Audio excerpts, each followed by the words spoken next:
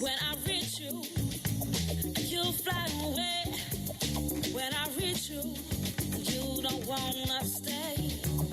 When I reach you, you fly away. When I reach you, you don't wanna stay.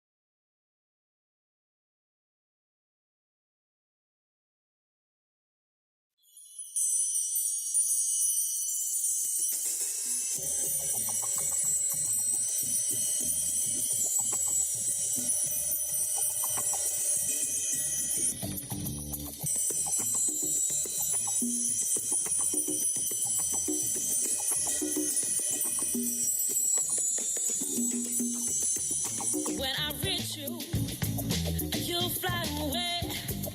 When I reach you, you don't wanna stay. When I reach you, you fly away. When I reach you, you don't wanna stay.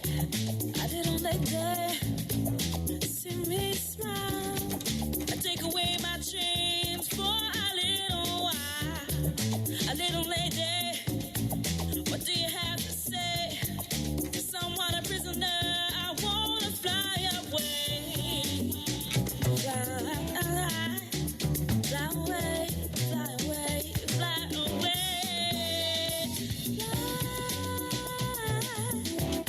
Fly away.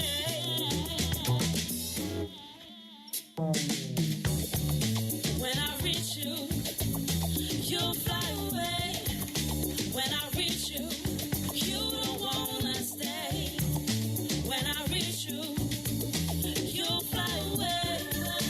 When I reach you, you don't wanna stay.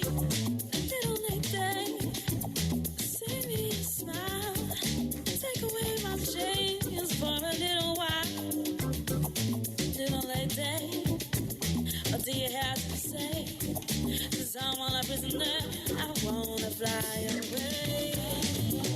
I want to fly, I want to fly away.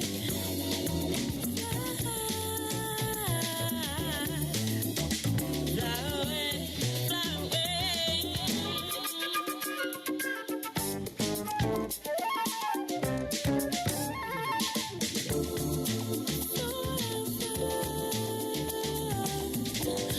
When the world comes through, no, don't look for me.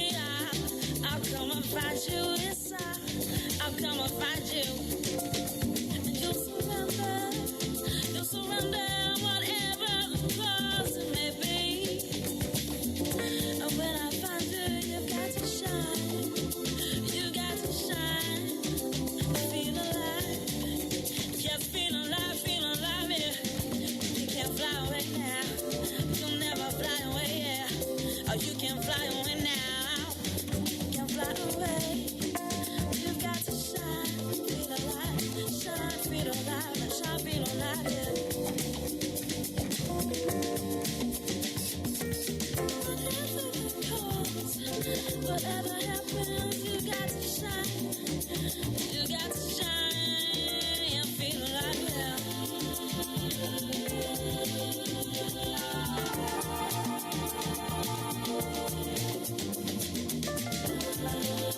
Fly away, oh, you got to fly away, fly away.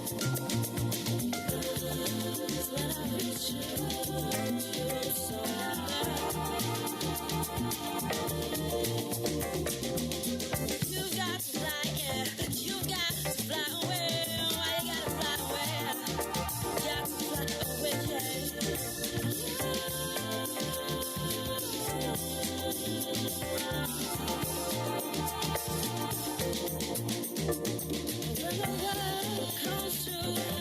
You got to shine, 'cause every day you got to shine. Yes. 'Cause every day you got to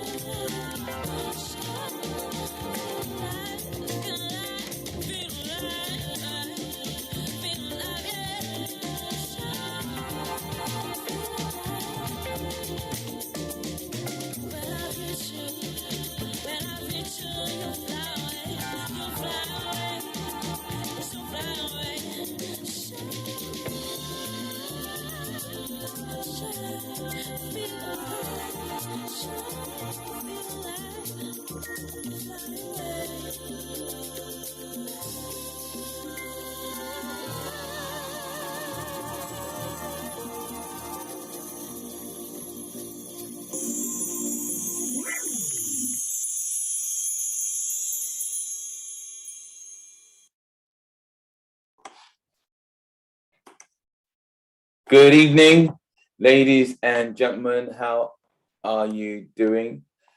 Good evening, good afternoon, good morning, depending on where you are in the world. How are we all doing this evening? Good to see you all, and welcome to another edition of Friday Mind Reset Live. This is where we have the opportunity to discuss, share, and conversate with regards to issues that are in relation to success, growing personal success. So first of all, I want to start off by saying to all of our Facebook guests and YouTube guests, welcome. I hope you're going to enjoy this evening. It's going to be a great evening because the guest that we have is just outstanding. I'd also want to say a big up to our Rich Society members. And for those of you who don't know, Rich is not about money. It's an acronym for realizing the impossible and creating happiness in your life. So I see we have Maxine, Laura's in the house. Omawale, how you doing? Wilma, and I see people are joining us. So whilst we are waiting for the room to fill up, for our guests and for those of you who are tuning in for the first time, my name is Tony Biola Dada, sometimes just known as Tony Dada, and I'm the creator of the Grow Personal Success Thinking System. And it's the reason why we are here. Because having written the book, The Grow Personal Success System, I found that people were asking me questions about the content of the book. And before I knew it, I found myself running courses and mentoring and coaching, talking about the basic principle and premise of the Grow Personal Success Thinking System.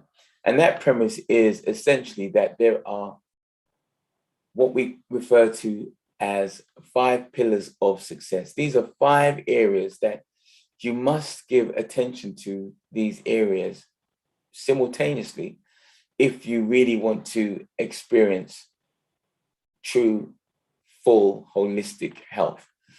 And so not just health, success. And so those 5 areas are, yes, today we're talking about health. So you got it. That's one of them. Health, your health and well-being. The next is your state of your relationships. The next is the state of your mind. And then we have the state of your spirituality. And then finally, and when I say spirituality, let me just add, I'm referring to your belief system primarily, not your religion.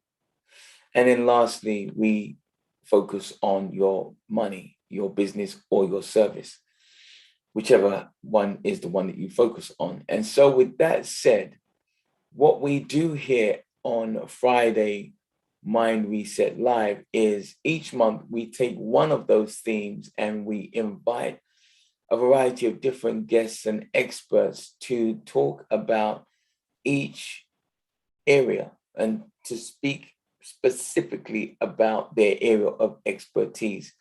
And so the idea is, in effect, in 5 months, every week, 4 or 5 months, you in effect get a course that enables you to have an expanded understanding of the importance of focusing on the 5 pillars of success. And then if you want to take it even further, we actually have a course called the MINDreSET that enables you to establish clearly your vision and goals for each of these areas of your life. So if you're looking for that kind of clarity, particularly in the world that we're living in today, where you don't just want to survive, but you want to thrive, then that is something that you should definitely make contact with us, and we'll show you and share with you how you can take that course. But as I said, this evening, we are still focusing on health, and I am so pleased. It's a privilege and an honor to have this gentleman who is going to be speaking with us. Now, to my knowledge, I think we've only met once before, but it was mind-blowing. So he was referred to me as someone who I wanted to, do some health checks and stuff like that. And so I went to, visit this gentleman, and I thought I was going to be in and out, 90 minutes maximum. Well, 3, 4, I think 5 hours in total later, I left this gentleman's office, his practice. It was way past midnight. So much was the connection with this soul brother. He is so passionate about health, and he is one of the few people that I have met who has a real deep understanding of health and well-being, as well as spirituality, and how the two fuse together. So you are in for a treat, ladies and gentlemen. And tonight, the topic, as I understand it, is that we are going to be talking about the relationship between the biochemistry and consciousness. I mean, it says it all, doesn't it? So sit back, relax, and just take it in whilst I invite my main man, Darren, to join us. But before I do, let me just clarify for those of you who are joining for the first time. This evening is divided into 2 parts. So part 1 is for our guests, those on Facebook and YouTube. And this is an opportunity for you to just get a flavor of what we are about and what we are doing. You see, in this new era, ladies and gentlemen, it really is about becoming consciously aware of all of those 5 areas and how you are to express yourself through those 5 success pillars. And around about 9 o'clock, we will then say goodbye to our guests. If you want to stick around, then you can join us in the private session. And this is exclusively for our members, the Rich Society, as I mentioned earlier on. And you can join us. It is a subscription because we want you to appreciate the value that we're bringing. And so you can join us. One of my members of the team will put a link in the chat box. And so you can join us for the entire month, for a month, 4 weeks, where you get to interact with us. And of course, that's the best part because it's off air, it's private, and we get to ask our guest speaker questions, deep questions, and, just having one question answered can be life-changing for those who value the power of being able to ask. I was in a conversation earlier on this afternoon with a young brother, and he said people just don't ask enough. He said ask, and ask is actually an acronym. And the acronym is for always seeking knowledge. You see, if you're not always seeking knowledge, then you're not growing and you're not expanding. I'll just put that right there. Okay, without any further ado, let me invite to the show my brother from another mother, Darren, are you in the house?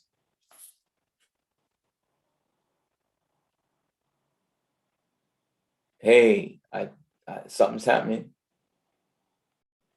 Something's happening. We had some technical glitches earlier on, but I don't believe that's going to happen now.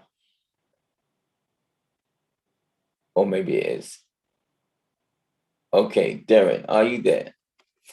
All right, well, as he's trying to connect, I will just check. I mean, I've been rambling for a few minutes, but can I just have a yes in the chat group if you rich members are able to see and hear us clearly?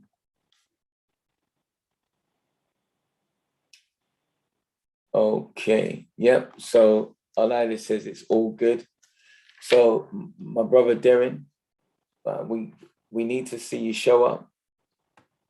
We did a test earlier on, ladies and gentlemen, and everything was working fine. So I know that it's going to be all right. And so, oh, maybe it's not. So let me just see if I can. Okay, Darren, we can see you, but we can't hear you. You can hear me. You can see me. Okay, wow. But more important, can you feel me? Can I feel you? Yeah, we're feeling you, brother. How you doing, my man? I'm doing good. Oh, wow. Listen, it is so great to see you. It's been a long time. I don't know if you recall. Can you confirm? It was almost a year ago that we met for the very first time, right? No, was that a year? Yes. Yeah, wow. About a year. And what a year, man. Was that just before lockdown? No, it was in the middle of. Yeah, okay. I think it was a break period. All right. But I know it was some time ago because wow, what an impression you made. I mean, you may have heard me say, I was coming to see you thinking that it was going to be 90 minutes. And there I am leaving your place at past midnight. Yeah. We put the world to right, didn't we? Yeah, we certainly did. And from that moment, I was like, we definitely have to introduce you to our audience. And we've actually, you've had some of our members come down to you. And with this, I believe now that we're going to share this evening is going to give us an opportunity to share and send even more people to you, because it's a great work that you're doing. And so before we get into it, I want to spend just a couple of minutes finding out about the man. Like, how long have you been interested and involved in this space of health and well-being and nutrition? It's a long time. So it's been a very long time. In fact, over the years, I realized it's longer than I thought. Because I realized that my first health inquiry was, is it possible to live without eating meat? And I was 11 years old. Wow. But I thought my health journey didn't begin until I was in my 20s. But as I realized, it actually began with that question. And then even later, I realized it began even earlier. I'm about 6 or 7 or 8 years old. I remember asking the question, why? Why do we have to age? And I didn't remember that for till decades later. Wow. Now watch this. What did you say? Listen, is that copyrighted by any chance? Ask. Is that copyrighted? Because I've just dubbed that and encapsulated that. Ask. Always seeking knowledge. That's a good one. Yeah, and it's interesting that you just said at the age of 8, you were doing that. Wow. Yeah, I asked the question. I said, why do we have to age? It doesn't seem fair. Why does it? Because I saw aging as not a good thing, as decline. I saw adults around me declining and going downhill, and I asked why. So that was one of my first most profound asks. And then since then, I've always been seeking always seeking knowledge. You like that one, right? Yeah, I love that. Don't worry, I'm gonna license it to you. Don't worry, brother. Short-term lease. Yeah, so that I think that's how it started, really. Where did those questions come from? Where did that question come from 8 years old? Another question came at later 11. But I think those questions, that drive, propelled me on to study and ask a lot of questions. And where those answers took me was certainly outside of all mainstream thinking and understanding of what constitutes health, what it means to be healthy, how do you recover health, and how do you achieve health. So that's been my journey, and it's a journey. It's an ongoing journey. We're learning continually all the time. And some of my best teachers have been my clients, you know. Oh, okay. Tell me more. Well, How so? yeah, what we find is everybody has unique aspects around the health. People have very, very unique aspects around health in terms of someone's health consciousness, someone's experience, what somebody's been through, what they've eaten, how were they born, where were they born, what kind of issues they've had growing up, you know, people's addictive profile, personality around appetite and eating, and what they were injected with when they were born. And there's so many aspects that make up the sum total of somebody's health as they stand today. And nobody, like a fingerprint, there's no cookie cutter, there's no set thing around health. And you find the more you peel layers off, you find that people have this total individualization in terms of what the health profile is. Yeah. Wow. That is, I mean, that's pretty profound. I mean, when we started speaking, when I came to your practice last year, one of the first things that really hit me like a ton of bricks was hearing that here's this Nigerian dude that tells me that he don't eat meat. I'm like, how does that work? I don't think I've ever met one. So, you know, like, how did you come to that point? Look. Remember that second question. I was 11 years old. The question was, is it possible to live without eating meat? Okay. So I think the answer I got from my mum was like a whack around the head and shut up and eat your dinner. You know, remember I came from a meat-eating family. If you didn't eat meat every day, something was wrong. There's famine in the land if you don't eat meat, within the context of Yoruba culture, and certainly most Nigerian cultures. So I remember not long after that, I'm in the library, and you know, and it was in Streatham Library. Okay, I'm in the library, and I can't remember getting there. I can't remember leaving there. I just remember I'm in the library. I remember there's a big green book. It was an encyclopedia. And I remember I pulled the encyclopedia down, and there's the encyclopedia that's bigger than me. I remember a new word, vegetarian. I said, oh, there's people who live without eating meat. And I closed the book and I was satisfied. Wow.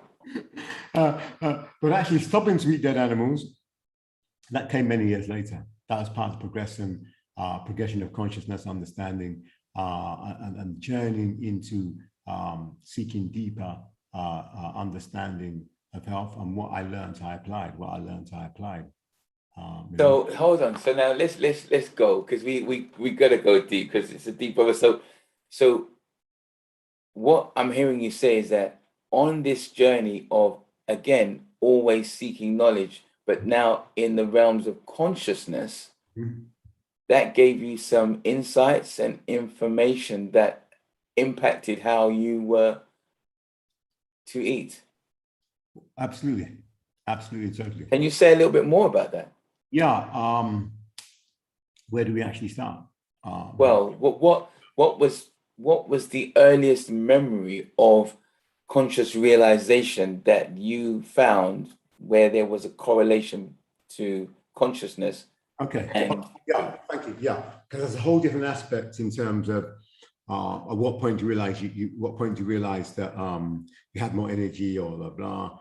You know, that's a whole different thing where my affliction was gone, my problem is different. Yeah, that's an interesting thing. Nobody's ever asked me that question before.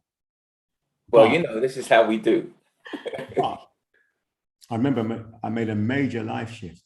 So spent 4 years in Nigeria. I came back from Nigeria, and I'd learned a lot of things in Nigeria. I made some decisions, and I made a vow. I remember I used to live in North London, Stamford Hill, and I'm fully under my own steam. And I said, look, I will never again eat anything unless I can justify that food is going to make me live longer, feel better, and just be generally in a whole better level of being as a human. So that was a vow I made. And that vow instantly in one day, white bread went out, white rice went out. Dead animals are gone before that, actually. Dead animals are long gone before that. Yeah. So hold on. When you went to Nigeria for 4 years, Yeah. were you eating dead animals? Yeah, but I stopped in Nigeria. That's the point I stopped because there's some understandings I'd come to. And I said, right, I'll no longer eat any more meat. But they didn't think something was wrong with you and take you to hospital. well, hey, but what happened, I remember I said, I'm not eating meat anymore. And but I had one little predilection for roast meat. And I couldn't stop eating this roast meat. But I declared to everyone I'm a vegetarian, I don't eat meat anymore. I said, but then you eat a roast meat. Well, I don't really eat meat, but if it's roast meat, I'll eat it. So we have these habits and things that hooks in us. We're trying to release them, but we always hold on a bit more. Anyway, so I remember one time I was in university, and I came out from the campus restaurant, and I had this roast meat. It was black, chewy roast meat, beef, whatever. And I couldn't resist it. I was so locked into this food, but I was vegetarian. I don't eat meat anymore. But so I came out of the restaurant and I just vomited all over the front of the restaurant. It was vomit at the entrance of the restaurant. Now, that could have been a point of consciousness because it was not normal how I vomited. It was just highly symbolic how I vomited. And my body said, no, this is enough. We've reached this point. You understand you're not eating this food anymore, but you're eating it and you can't let it go. And I vomited, and it was humiliating, embarrassing. I put it into the restaurant. But I realized something inside told me, and I knew that wasn't ordinary vomit. It was me releasing and breaking that pattern, and then moving forward from there. And that was the last time any dead animals ever passed my mouth. Wow. And that wasn't just 10, 20 years ago. That was a long time ago. Long time ago, yeah. Wow. Long time ago. Anyway, so the next kind of break point, like I said, I made that vow. And a week after making that vow, I woke up and I was different. What do you mean? I just felt different. I felt different in my being. But it's funny, as you're asking me now, when I look back at it, I've always told that story that I felt lighter, I felt better. But as you're asking that story now, I realize at that point, I remember it well. There was a shift. I shifted. I woke up and I was different. I was a different person because I've let go. So are you saying in your conscious awareness, you had shifted in your spirit? Yes, because I've let go of the rice. I've let go of the sugar. I let go of the bread. I let go of the breakfast cereals. All of it just went in one day. And a week later, I woke up and I was a different person. I felt different. There was a shift. But until you asked me that question, I'd never seen it in that light as a energetic shift. It's just that I felt different in my physical body, but I realized now everything was different. Wow. Yeah. That is profound. And so in effect, it's almost like it's almost like a born again, a new start. Yeah, and it was. And you can create a new start at any time by taking your diet up to another level all the time and breaking these habits, because the most profound teva hook habit hold we have is the appetite pull. Okay, so the appetite eating corresponds to the base carnal nature of man. Okay, which is the lowest level of man. It's like survival, is sense gratification. Yes. When we begin to get mastery over that area, there's other levels that begin to open up. Now, I'll tell you an interesting story. It's all about the biggest blocker to consciousness is around eating, okay, and also around we've got very degraded eating, we've got very degraded foods, chemicals, which I'll go into later on in the system, and these have major detrimental impacts on health, consciousness, and the brain, right from the physical, mental, and spiritual levels. So, interesting that when you do fasting and purifications, detoxifications, something shifts. Now, let me give you a phrase. Here's a phrase, one of my phrases, okay? So I invented this phrase. You gave me the ask, right? You got the ask, awesome. The clearer you are, the clearer you are. Got you. Yeah, the clearer you are, the clearer you are. See, so people lack clarity because their systems are gone. And their systems are gone multitudinously and horrendously by the levels of toxins that people are exposed to on a daily basis. That's the level of toxins. Now, here's a question I ask my clients. Okay, explain this to me.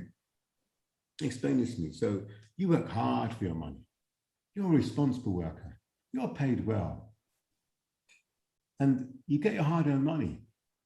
And you go out into the shop and you buy a ton of chemicals, pesticided food, chemical-laden food, and consume it.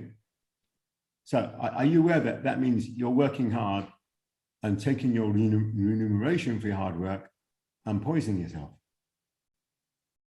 And 9 out of 10 people I say it to have never seen it in that way before. But in essence, that's reality what's happening. Wow. So people make such bad choices, and people are so unaware of the level of toxic chemical compounds that they actually being into their own being and pay for the privilege and process of actually disrupting and short-circuiting. Look, what you understand, there are consciousness interfaces in the body. Can you say that again, please? There are consciousness interfaces in the body. Break that down for us, because that sounded so deep. Well, look, the liver corresponds to a lot of emotion. Okay, the liver corresponds up to anger. So when people's livers are toxic, they're going to be angry. When people are angry, they damage the liver. It's a continuum circuit, because the liver has to detoxify every chemical compound that gets into your body. That's why hairdressers, people do work with cleaning, and what I call the clean freak. You've got some females who are clean freaks. You can identify the clean freak female, go into a kitchen, open the kitchen sink, and there's a ton of, every cleaning product known to man is under a kitchen sink, you see? So people like that always have damaged liver. And the damage from chemicals does the same damage as someone who drinks huge amounts of alcohol. Literally got huge scarring, liver tissue damage, and get problems around hormone imbalance and weight gain and chemicals. Now, but that's on the physical level. On the metaphysical and spiritual level, that your liver is a very, very spiritual organ. I'll prove it to you. Now, do you know your liver makes DMT? DMT, what's DMT? Dimethyltryptophan. When people go and do ayahuasca, you know about ayahuasca? You never heard about ayahuasca? People go, yes, they drink ayahuasca brew and they have out-of-body experiences and visions. Well, your liver makes it anyway. DMT research, DMT, you know. So that all your organs operate in 3 zones simultaneously. So you operate in the physical realm, the mental, emotional, and the spiritual realm all at the same time. So you're operating multitudinously, interdimensionally, all the time. Now, all of our major organs. Yes, they operate in 3 levels. Every part of it operates in 3 levels. So if an organ is blocked or damaged on one level, it's blocked or damaged on the other levels. You see? So here's a problem of that. For instance, say the liver has to detoxify every chemical. And by the way, people make their own chemicals. Even without the toxic cleaning products, the pesticides, the sprays, the perfumes, the colognes, all these things, people actually auto-generate their own chemicals. These are acidic compounds. You can't have stress without a chemical production. So that's the chemical called cortisol. Everyone's heard about cortisol, the stress hormone. Okay, so people auto-generate this due to a state of mind. So cortisol is highly acidic and highly toxic. So when people are highly stressed, upset, they're making this cortisol. The liver's got to process that. The liver's damaged. You can't process it. So people having metabolites or breakdown products of their own chemicals are actually poisoning them. Okay. Now what happens? So look at the liver. There's aspects around the kidney linked to fear, anxiety, So we go upstream, we've got the thyroid gland, regulates the metabolic process in the body and oversees a lot of hormonal balances in the body. But if you go further upstream, now we've got pituitary gland. So pituitary gland is the master regulator of all the hormones in the body. Okay, so interesting. My most interesting pituitary story was at a client of mine, and the client was given off breast milk. But the client was given off breast milk. And the client was a female? No, he wasn't pregnant either. Okay. But he had 11 mercury fillings in his mouth. You see, so he was off-gassing mercury, which is one of the most highly toxic substances on the whole planet, 2 inches from his brain, which is one of the biggest scandals in the whole of medical history and the whole of humanity, that they put toxic mercury and totally damaged our whole generation of people, severe problems from mercury toxicity. So what the mercury does, it off-gasses, it builds up, it bioaccumulates in all the organs of the body, but it has a high affinity. Here's the horror of this thing, the more toxic compounds have a higher affinity for the more highly advanced and specialized organs in the body.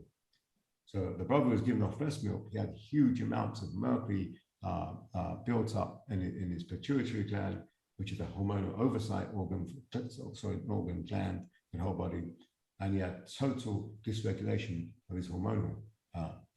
So a lot of people have that to varying degrees, by the amount of chemicals they have in their body, which will totally mess up the pituitary gland. It's just I have a lot of problems now. And increasingly now, we've got generation, we're the most toxic generation ever, because obviously toxins bioaccumulate and toxins feed up the food chain and blah, blah. So we're the most toxic generation ever to walk with this planet. We're the most childless generation as well, at the highest level. And again, sorry, can you move a little bit closer to the mic? Did you say the most? The childless, most generation with the highest fertility rates, especially in the Western world, due to severe damage to pituitary gland from biotoxic accumulation inside the body. Okay. Now, so if we go further upstream, we can't get any higher than the pineal gland. Pineal. Some people have heard about the pineal gland, some people haven't heard about it, but it's the most profound mystery organ in the body. So the pineal gland literally floats in midbrain, literally floats in a pool of water. Okay, so the mystics call the pineal gland the third eye. It has all the characteristics of the eyes. It's got chroma, it's got lens, it's got like rods, cones. So everything the eye has, but it's actually in the middle of blackness, abject total darkness inside the head. But the pineal gland can see. So we have vision. Vision and dream is in the territory and functionality of the pineal gland. That's what the pineal gland does. It gives you vision and see. Now the pineal gland can become, as people began to work out, calcified, which is hardened blot. So people lose that inner connection. So the pineal gland, if you look at it one way, the pineal gland can give you access to realms or worlds outside of physical, non-physical understanding. That's why in the Bible, the story of Jacob, and he went to a place and he had some encounter. And when you read the encounter, it was crazy because he was wrestling with an angel. It sounds like something out of a movie, and everyone, including the actors and the director, are taking some mushrooms and speed. You know, sorry. And he wrestled with this angel, and the angel said, "Well, you're bad. I'm not going to let you go." But and Jacob said, "Well, unless you bless me," and bang. And then he called that place Pineal. We had this divine encounter, so angels coming up and down. You see, so highly, highly, highly mystical gland called the pineal gland. But what's happened, the whole of toxic Babylon biopollutant system is out to destroy the pineal gland. Whether it's the mercury, whether it's the chemicals from foods, the pesticides that are sprayed on foods. An average apple is sprayed 17 times, and if each chemical has a significant destruction or disruption of hormones chemicals and aspects and biochemistry in the body. So we're subjected to all of this. And in fact, we're born into all of this. A study came out, a research study came out a few years ago, and they found that the average child was born with 200 chemicals in the umbilical cord. Okay, 200 chemicals found in unborn babies. The unborn baby is really born with a toxic burden. Now, here's the thing with 200 chemicals. If you understand how they find chemicals, you can't put a net in there and pull it out and see what's in there. You have to individually search for each chemical and identify it. So what that study in effect said was the funding ran out at 200 chemicals. If they had enough funding, they're going to probably found 10,000 plus chemicals. Wow. So we're biochemically disrupted, biologically, biochemically disrupted. The fact that in the tap water, they found in the tap water over 10,000 chemicals. And anyone who drinks tap water, I wonder, where have you been?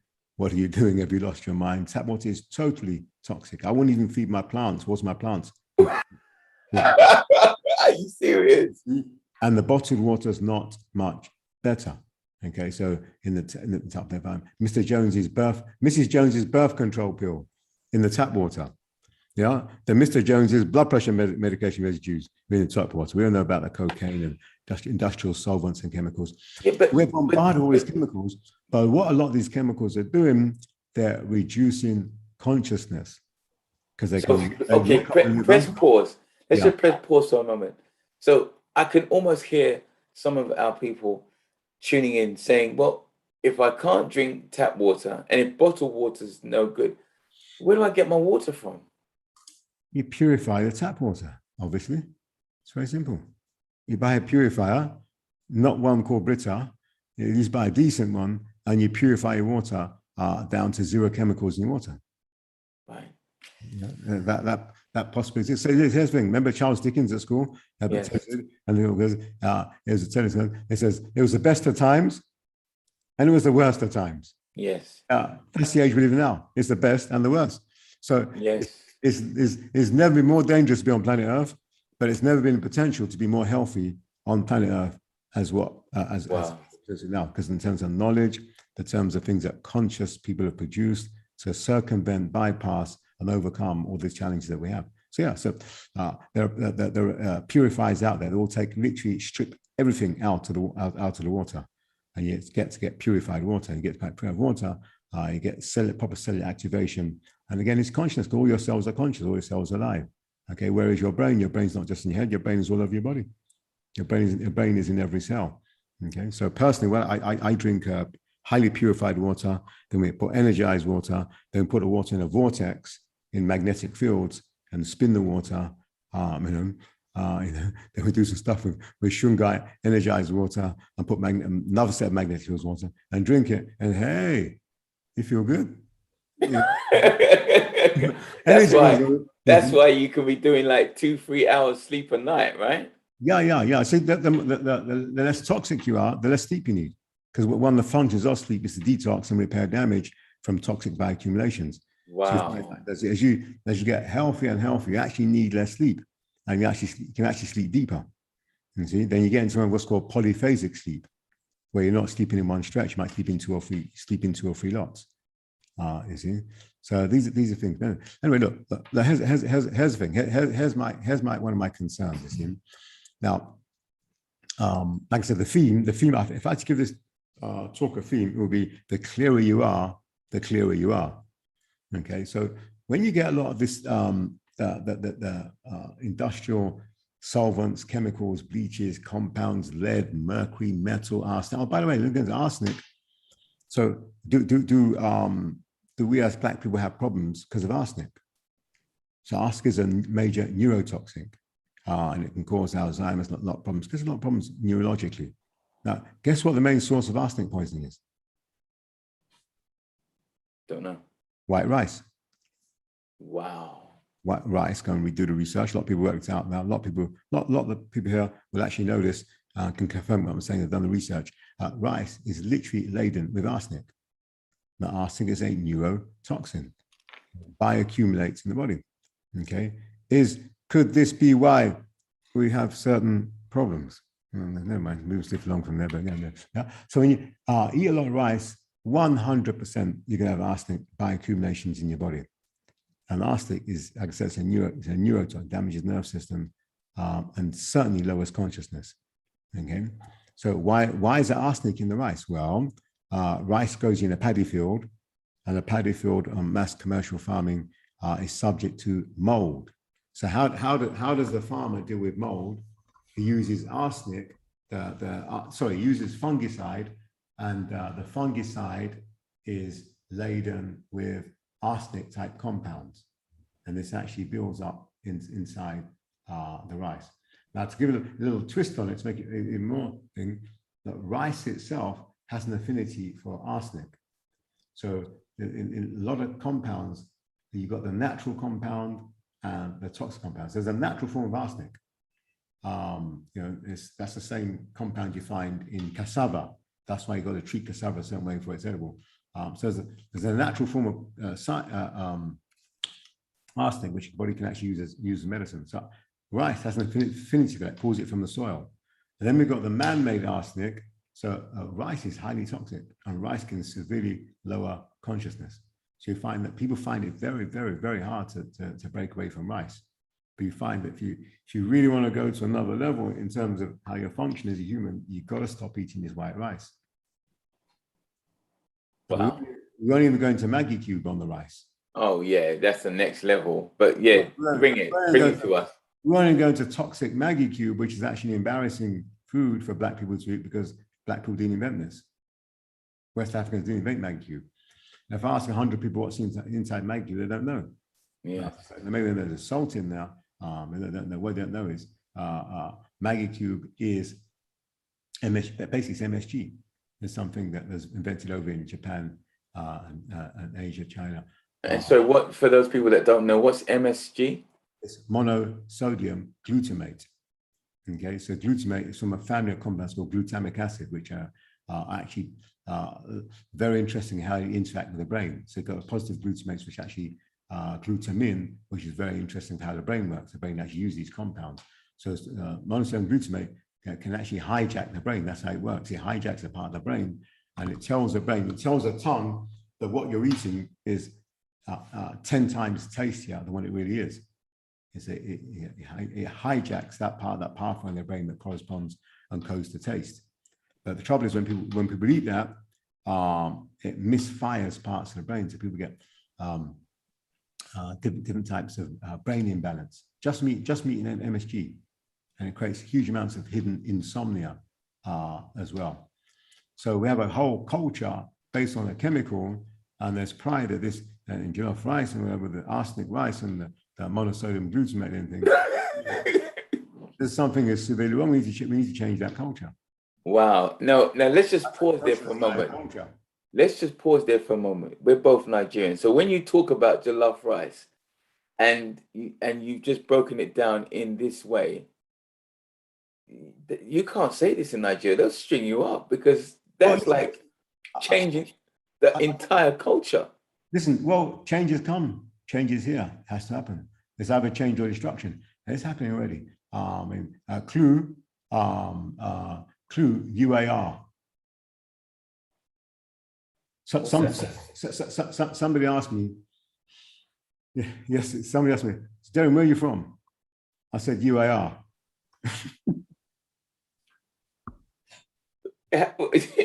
You lost me. Break it down. Okay.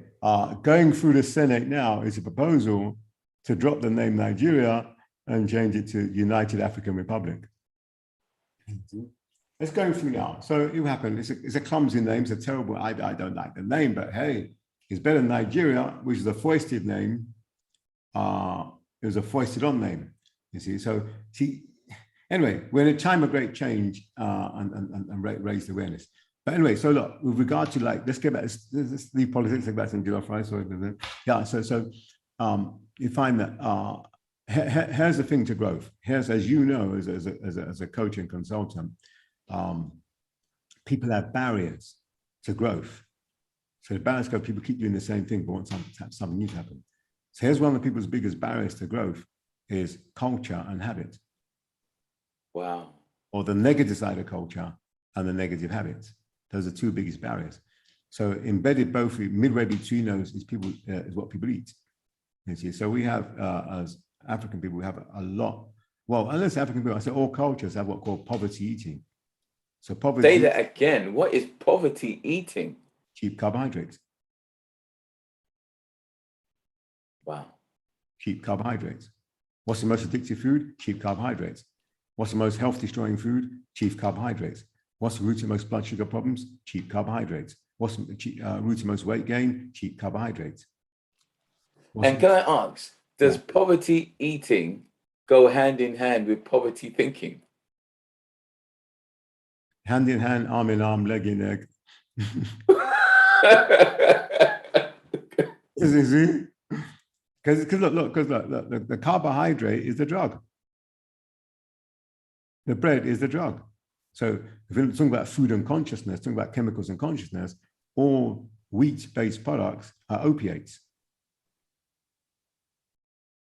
All wheat is an opiate. Opiate is a drug. So these actual opiate compounds like gliadins and glutens and other compounds, highly complex compounds, which are drugs. So if you're trying to get someone to change your diet, the hardest things to give up is their bread, their pasta, their oats, and their rice. Because these are basically, biochemically, these are drugs. Wow. These are drug compounds. They actually change and tweak consciousness. That's why if you get people off certain foods, they start to have consciousness shifts. They start to realize things or change things. Or it's great. I was having a discussion the other day, and somebody was just confirming proof of concept to me and telling me something I know.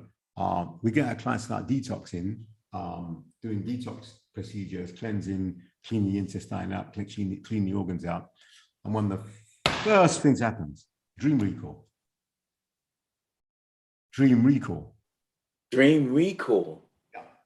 So you start to get the toxins out of the body, start to clean up the organs, start getting the chemical compounds in, the pesticides, the opiates from the wheat and the bread, and even the pots people cook on are highly toxic. So you got Teflon. Teflon, America, DuPont Corporation makes Teflon. They've been sued. They've had their asses sued to high heavens. It's only in Europe that people don't realize that Teflon is highly toxic and poisonous. It's a known carcinogen. Then you've got all cultures, I think, like in some West African cultures, Jamaican, other Caribbean cultures, they're using Dutch pots or aluminium pots. I mean, that's a terrible and awful neurotoxin. Again, what does it? Blocks the brain from working properly. All the base metals, they block the brain from working properly. Wow, but the Dutch pot is embedded in the culture. Yeah, and the culture maybe needs overhauling so people can rise up and move forward. So people have problems. You see, all chemical compounds and metal compounds, which are not supposed to be in the body, when they get in the body, they create severe damage and limitation around thinking process. So I just like that. People start doing some fasting, detoxing, cleansing, clean the liver, cleanse the organs, start drinking purified water, start eating organic fruits, start juicing vegetables. There's a massive and profound shift in awareness and consciousness. It's coming from within. It comes from without. See, I'll tell you something interesting. Look, if you want to go deep, so we saw this pattern many years ago. I saw that when people start doing detoxing and cleansing, a lot of things happen. I find people in a 3-month process, people will often leave their jobs, get a better one, or they will start a business, or they'll begin to feel extremely dissatisfied within that job. So I began to notice that I call it a syndrome. I call it a 12x10 soul in a 2x4 box. You see, it's awfully uncomfortable in there. You see? So people began to start to ask questions they weren't asking before. Wow. So I didn't actually understand what was going on. I saw this, but I didn't actually fully understand it. I didn't actually understand myself. But over the years, we've seen it again, and we can actually predict and preempt it now. So there's a massive factor in personal growth is what are you eating? What are you hardwired to eat culturally and habitually? Wow. Wow. What can't you give up? The things you can't give up is what binds. And those where you've got a biochemical negative affinity for which is blocking blocking consciousness. So I'll give you a clue. Look, so once you start to understand this, it makes one become extremely, very, very, very fastidious and careful about what one spends one's money on, brings to one's home, and what one eats. People are very, very careless about what they're buying, what they're eating. Extremely careless. It's shocking, you know. Now, I'll just take one example: gluten. So gluten is in oats, pastas, breads, cakes. So, by the way, the whole generation of people now, young people coming up, born in the West, don't eat yam. Won't eat yam. Oh, it's too much hard work to eat yam. But we don't realize that yam is a higher food. Yam has got 5 hormone precursors in yam. So a precursor in biochemistry is something the body will take to make something else. So that's why. So if you want to look at multiple births, the people who've got the highest rate of multiple births in the world are where? Don't know. Yoruba. Okay. The highest rate of multiple birth. In Yoruba culture, people eat yam for breakfast, levenses, lunch, and supper. And then even like people got that food called oka, which is the peel of yam, which traditionally was sun-dried on the roof, and they're ground to powder and make it amala. So in biochemical medicine, it's understood that the highest nutrients of a plant or food are just under the skin. So, yes. So therefore, people consuming yam has got, I say it again, it's got 5 hormone precursors for male and for female. You see, so we're talking about food and consciousness. Sometimes we're talking about foods that can actually work for you massively, and they tend to be from within the realm of the natural order of things. Then you've got things which will massively work against you, limit you, create huge problems for you, lock down consciousness, and they tend to be things which are made, created. And who makes most of these things? Well, hey, let's not go too deep today. And where do these come from? Which culture puts these things on the planet? But that's another story. There's an interesting story. Look. There's a lady called Rachel Carson. So Rachel Carson single-handedly started what we have today as the ecology movement. So the ecology movement is a big movement, and it's influenced a lot of things in terms of how things are done and how governments think, and spin off from the green movement. Now, she was a marine biologist, and she did a lot of field work. And in her field work, she began to notice, and by the way, I'm talking about this is in the 50s. She was doing this work in the 50s. And what she noted in her field work was that a lot of the animals, the amphibious animals, the reptiles, in the field were hermaphrodite. Did you get that? Well, you need to break it down for me. So hermaphrodite means they had both male and female physical sex characteristics. So she was seeing this and it troubled her, obviously. She thought, what's going on here? Now, she eventually worked it out that these animals were having massive endocrine disruption. Endocrine is your gland system, and the glands manufacture and control hormones in the body. So she worked out these animals had a massive endocrine disruption, and the endocrine disruption was coming from runoffs from factories, what factories were producing, and also runoffs from the farms, and the pesticides and the fungicides and the weed killers known as herbicides that were being sprayed, and as they ran off into rivers and waterways, the animals in those rivers and waterways were being disrupted hormonally. So she found that in the late 50s, early 60s, and she actually wrote a book about it called Silent Spring. Like I said, a silent spring that was a progenitor of all we know now as the ecological movement. So fast forward a few decades, and as a situation we have on planet Earth now, a lot of people's health problems, like fertility problems, sterility problems, problems with transgenderism, intersex, all this. And by the way, that's all biochemically mediated. 90% of that is biochemical. Can you say that again? Yeah. I can't remember what I said. Remind me. You said that what 90% of that transgender is biochemically generated. A minimum 90% is biochemical. Yeah, so it's chemicals the mothers are exposed to in the womb. Remember, an average apple is sprayed 17 times. Strawberries are horrendous. This is one of the worst foods to eat, non-organic, is a strawberry, because the type of compounds on things. So these compounds are endocrine disruptors. I mean, there was, I'll give you an interesting story. There's a professor at Berkeley. He's an interesting man, as a black man, actually. And I think it cost him dear, because I think they came after him for his life. He had to go into hiding. And he did a study, and you may have heard about this study. He did a study for a pesticide called atrazine. That's just one pesticide, one chemical called atrazine. And what they worked out, that atrazine was feminizing frogs. And so let's study this. And they found the atrazine caused male frogs to totally develop female characteristics, and they got male frogs to lay eggs. And when he blew this story, he was at Berkeley University. Check it out. Okay, I mean, I think he got himself in some serious trouble, because the powers that be, they don't want people to understand this is what's happening to humanity. Wow. Yeah. You see, so we got to understand. You really got to understand. Look, here's a mystery of it. Here's the mystery of it. It's all biochemistry. It's all biochemistry. Your thinking process is biochemistry.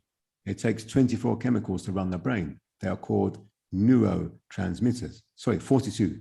Yeah. It takes 24 chemicals to line up within a very narrow window on 4 days a month, which, by the way, is linked to the lunar cycle, before a woman can conceive. So we are a walking bag of miraculous biochemistry, in all moving, hopefully, in harmony. So 90% of mental health, 90% of mental health is biochemical disruption of the brain. Wow. Yeah. So dopamine, serotonin, noradrenaline, all these wonderful chemicals around the brain. Without our organized brain chemistry, you cannot be sane. It's not possible to be sane without organized brain chemistry being in a certain order. That's why I was telling a lady the other day, she said she wants to be a psychologist. And I said, that's fine. You can learn about Freud and the id and the ego and all these kind of theories they come up with. But unless you understand that the brain is run on biochemistry, and you can talk someone all you like, you cannot talk them out of so-called madness or insanity unless you uncover the root cause of their biochemical disruption. Wow. And the main number one root cause of that biochemical disruption is lack of B vitamins. I've never seen anyone clinically depressed, clinically psychotic, without there being a major shift in their brain chemistry. And brain chemistry, the fundamental thing of brain is B vitamins, vitamin B6, B3, B12, B1, B2. This is what runs the brain. Without these, this is consciousness. So you don't find, you get people start giving people high dose of B vitamins, things start to work. The brain start to spark. People start to think and operate in their brain. There's a whole emerging area of modern thing they call it. If you heard about this brain hacking or biohacking, you've heard that phrase before? Only from you. It's biohacking. A lot of revolutionary, kind of out there white people are into hacking. They call it biohacking. What is that?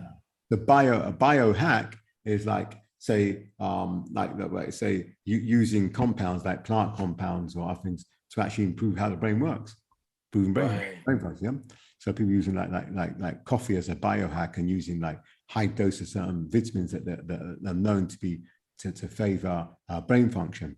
Right. We do this all the time. When I was in Nigeria, people would biohack their brains with cola nuts. You see? So people would play in university, people would play around or semester, then the exam's like 10 days away, and man, they're chewing cola nut. Wow. because cola nut increases IQ and cognitive function, increases blood flow to cerebrum. Yeah, it's interesting, isn't it? Wow. Cola nut is profound. You see, that's why I think people over in the West and worked it out.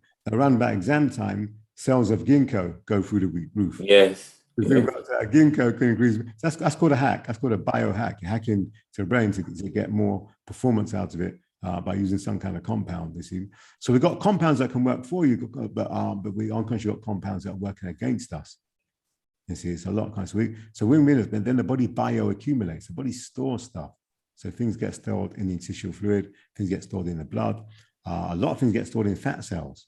Lots of times people can't lose excess fat because the body's holding on to stuff because it's parked up in fat cells. People get arthritic inflammations, joint pains, because it's toxins that the body can't get rid of.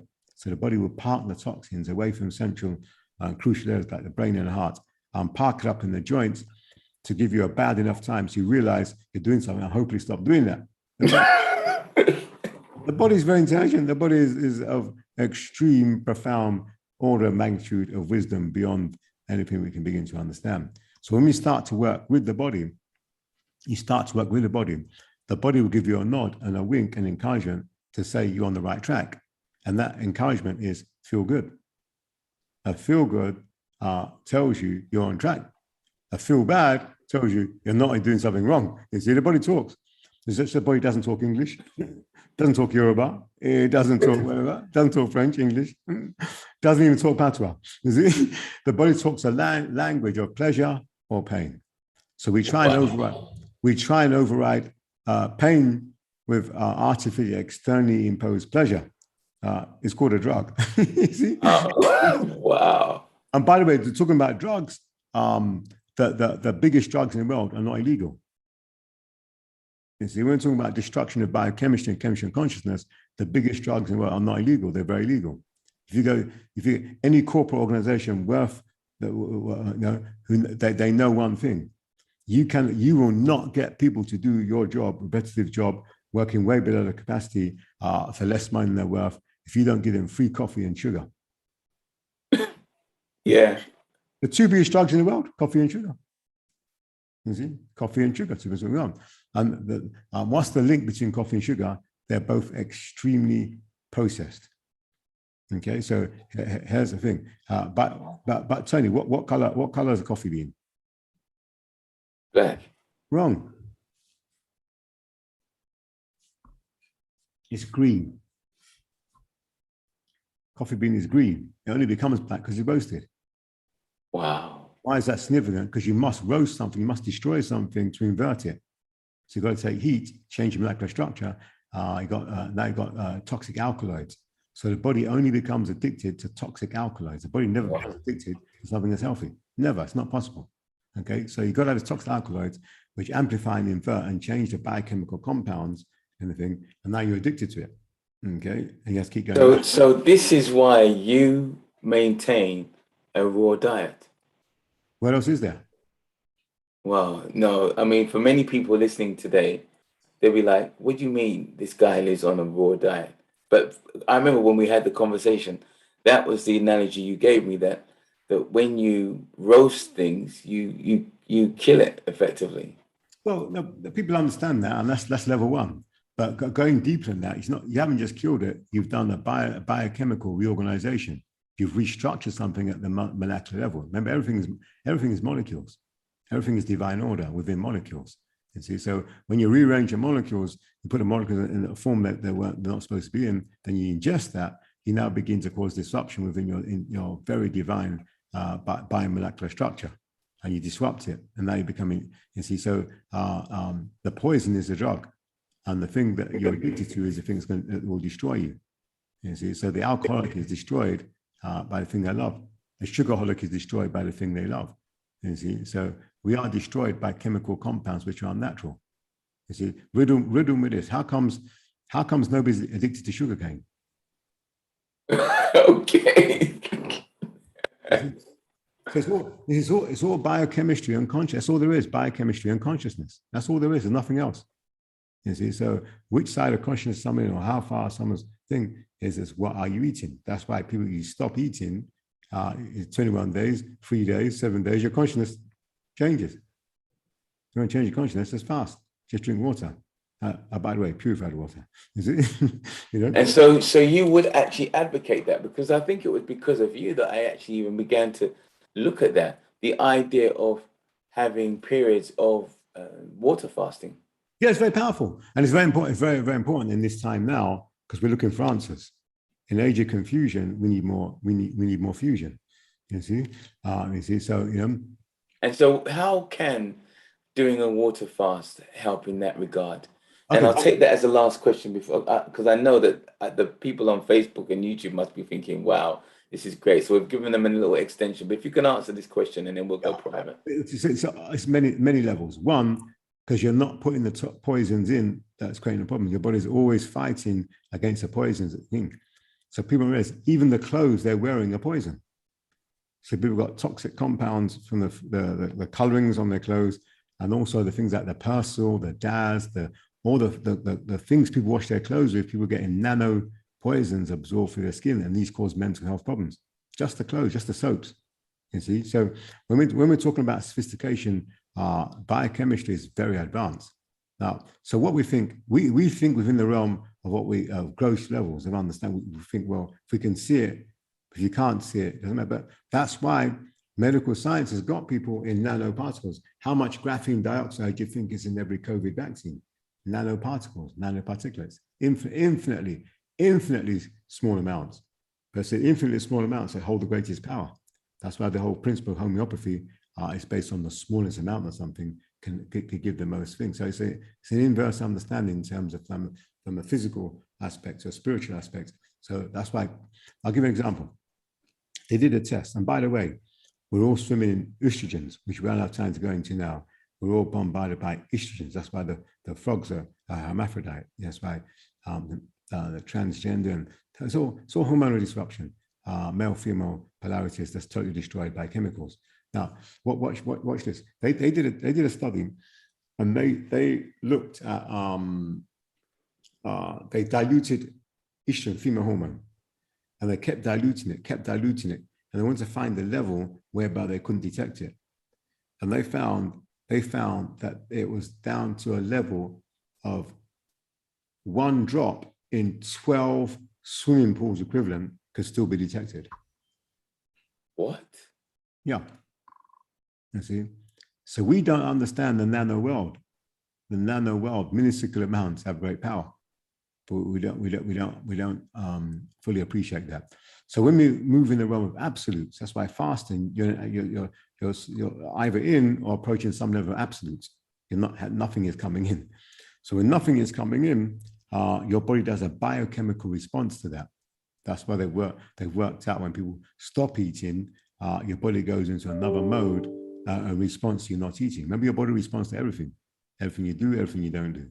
The body is your body is an auto-responder. Wow. And so in that mode, when you stop giving it that food, it recognizes you're not giving it, and it makes that change. Yeah, and multiple and myriad things start to go into operation.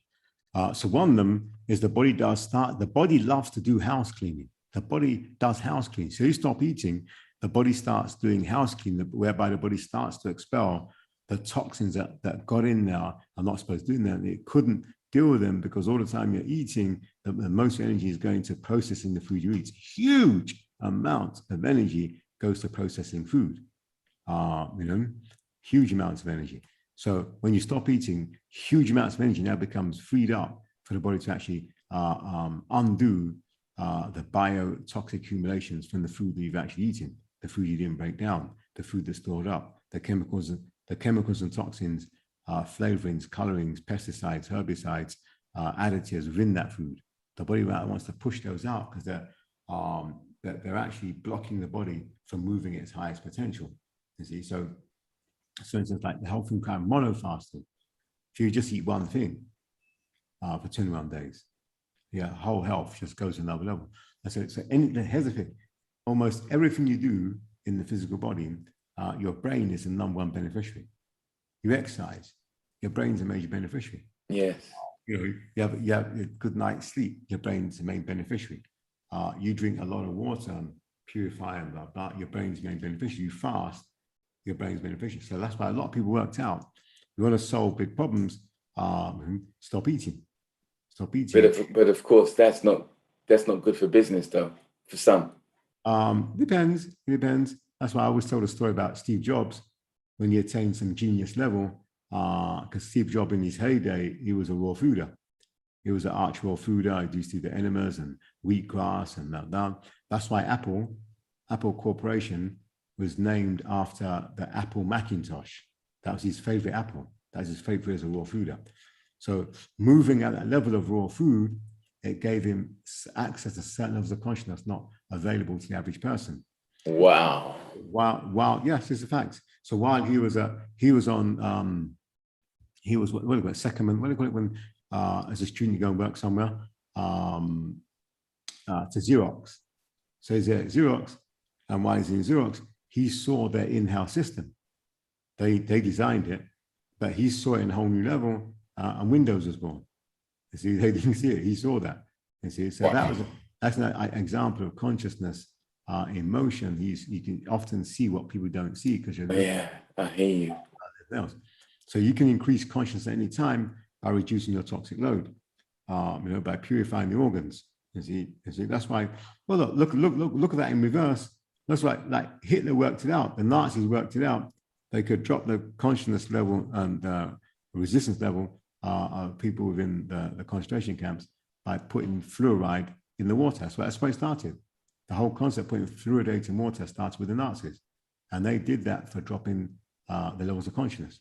Give another example. So lead, which is a major neurotoxin, which is very prevalent all over the planet. The number one neurotoxin, heavy metal, is lead. Everybody's got lead. Everybody's got lead in their body until you detox and get the lead out. Now, you understand, don't you, why we have unleaded petrol? You see, we have unleaded petrol because when the science began to say, look, this is very dangerous, and because they put lead in the cars, petrol back in the day, and they use that to I think they call it pinking, stop the engine from getting damaged from the combustion process and the piston is out. I'm not mechanical inclined. But anyway, so what they worked out, the lead was dropping the consciousness. And guess who was getting the lead? Who was at the level of the gas pipes, the tailpipes of cars? It was children in prams. So they did a projection and looking at a generation of people with reduced IQ levels going a decade down the road. So you have never seen, it's very rare to see so many governments from all over the world have a moratorium and agree, bang, lead in the petrol, no, that is banned. You see? So what is lead? Lead, like mercury, which is in the teeth and the fillings, is a neurotoxin. It blocks levels, but it also blocks consciousness. Wow. Darren, we could, as we did when we first met, we could go until midnight, but we can't allow that because I know that there's going to be some bursting questions from some of our members. So before you go, I'd like to say, how might people reach you if they want to contact you? And okay, you got to fast for 30 days. Well, like you've got to do a water fast for 30 days. Water fast for 30 days. And then, no, I'm joking. Just call me. But obviously, you don't call me. I don't have a mobile phone. Don't ask my mobile phone. I haven't used a mobile phone for over 10 years. You see, mobile phones are extremely dangerous. It's really, really dangerous. People got to consider their stance on these mobile phones. Everyone's they talk about chemistry and consciousness. We got to talk about electromagnetic frequencies and consciousness. Okay, a lot of people, no one's sleeping anymore. People can't sleep, and people can't work it out. That if you're on the phone, after 10 minutes on the phone, you've changed that your whole brainwaves, how the brainwaves are working. So people are having their last phone call and going to sleep, and they can't sleep. It takes the brain an hour to reorganize itself from the disorganization after a mobile phone call. Okay. Yeah, you can call me. Just call me. All right. Well, I mean, what I would say is, if anyone wants to get in touch, then drop us an email, and then we'll connect them on to you. But I know that I've got to come and see you again. I mean, you just reminded me of the depth of conversation, and now the thing is, your hard work. I mean, like someone's got to be serious, like 100%, and make that commitment. Listen, I'll tell you one thing, right? I don't like saying this too much, but I tell people it, yeah? So, can you lean in? Because I feel like you're about to say something profound. Yeah, listen, consciousness, your diet, your fasting, your health disciplines and protocols massively impact income. Wow. Okay. Okay. So if you're poor, if you're broke, if no money's coming in, there's a reason why. It's all connected. Let's leave it right there. Let's park it right there. And if you want to know more, well, one of the ways you can do is to follow us into the private section where the people who are wise and know what time it is, they're already there waiting. So listen, I want to say thank you so much. We definitely have to do this again sometime and on a bigger level now that we've introduced you to our audience. It's just fantastic. For those of you who are here for the first time, we will not be having a session next week, Friday, because the following day, it's Saturday, it's my birthday, and we'll be having our fun day out. So all of our members are going to be coming to have fun and to connect. So we'll be back the following month when we'll be talking about relationships. So till then, hope you've really enjoyed our guest. I mean, you just don't get this kind of information every day. If I was you, I would press replay or rewind or whatever it is and listen to this again. And this is just the tip of the iceberg. But for now, it's me, Tony D.A.D.A, saying good night, God bless, and we'll see you in a couple of weeks. My brother, stay right there as we now stop the live stream.